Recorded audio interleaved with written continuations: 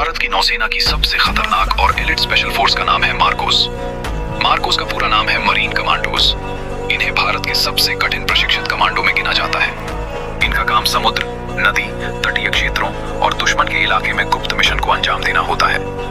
Marcos बनना कोई आसान काम नहीं है।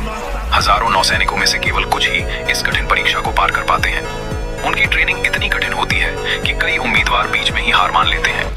सबसे पहले भारतीय नौसेना के जवानों को मार्कोस के लिए स्वयंसेवक बनना पड़ता है। इसके बाद उनकी शारीरिक क्षमता, मानसिक मजबूती और सहन शक्ति की कठोर जांच की जाती है।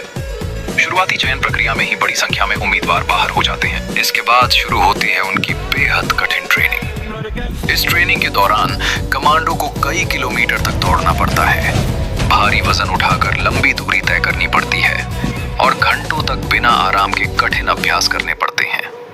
मार्कोस कमांडो को समुद्र में लड़ने की विशेष ट्रेनिंग दी जाती है।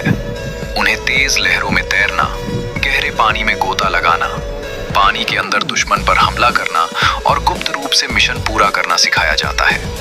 इतना ही नहीं, उन्हें पैराशूट जंप, हेलीकॉप्टर से उतरना, जंगल युद्ध, पर्वतीय युद्ध और शहरी युद्ध की भी ट्रेनिंग दी जाती है। हर परिस्थिति में जीवित रहना और मिशन पूरा करना मार्कोस की पहचान होती है। उनकी ट्रेनिंग के दौरान कई बार उन्हें बहुत कम नींद दी जाती है ताकि वे तनाव और थकान में भी सही निर्णय लेना सीख सकें। कठिन मौसम, भूख, प्यास और लगातार दबाव के बीच भी उन्हें अपना लक्ष्य पूरा करना होता है। मार्कोस कमांडो का रहन सहन बेहद अनुशासित होता है।